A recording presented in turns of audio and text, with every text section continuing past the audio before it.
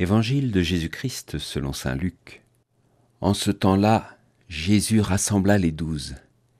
Il leur donna pouvoir et autorité sur tous les démons, et de même pour faire des guérisons. Il les envoya proclamer le règne de Dieu et guérir les malades. Il leur dit : ne prenez rien pour la route, ni bâton, ni sac, ni pain, ni argent. N'ayez pas chacun une tunique de rechange. Quand vous serez reçus dans une maison, restez-y. C'est de là que vous repartirez. Et si les gens ne vous accueillent pas, sortez de la ville et secouez la poussière de vos pieds. Ce sera un témoignage contre eux. Ils partirent, et ils allaient de village en village, annonçant la bonne nouvelle, et faisant partout des guérisons. Jésus envoie ses disciples 2 par 2, porter la paix, guérir les malades, faire reculer le mal, sans perdre de temps en bavardage inutile, et sans autre moyen à leur disposition que la foi et l'amour qui les animent. Cet épisode de l'envoi en mission est bien connu. Saint François d'Assise le prendra comme d'autres choses au pied de la lettre.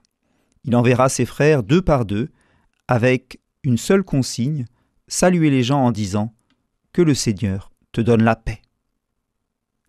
Comme pour Jésus, pas d'autre programme. La suite est donnée par grâce, la grâce de la rencontre de l'autre comme un frère, une sœur aimés dans le Seigneur. Que l'on vous accueille ou que l'on vous chasse, peu importe, dans les 2 cas, vous avez porté la paix. Qu'elle soit reçue ou non, cela ne dépend pas de vous, c'est la liberté d'un cœur qui s'ouvre ou se ferme. Et c'est toujours un peu mystérieux en fin de compte, de coopérer ainsi avec Dieu.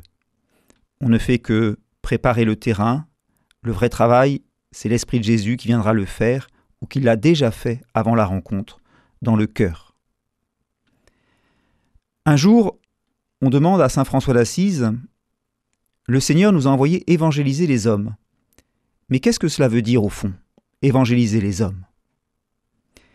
Et François répond « Évangéliser un homme, c'est lui dire « Toi aussi, tu es aimé de Dieu dans le Seigneur Jésus. » Et pas seulement le lui dire, mais le penser réellement.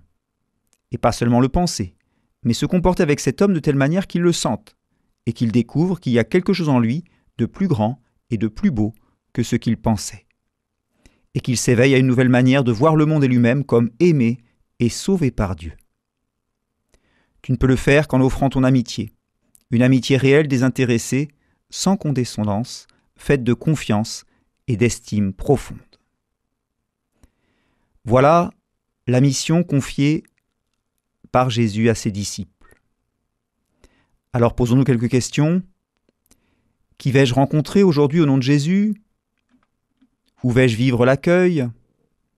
À qui vais-je porter la guérison, la consolation, la paix, chasser les esprits mauvais ?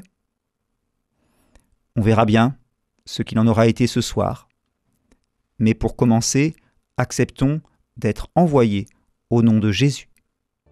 L'évangile du jour était commenté par le père Arnaud Lagagné, curé des paroisses Saint-François en Saint-Nazaire, Notre-Dame de l'Estuaire et Sainte-Marie en Brière.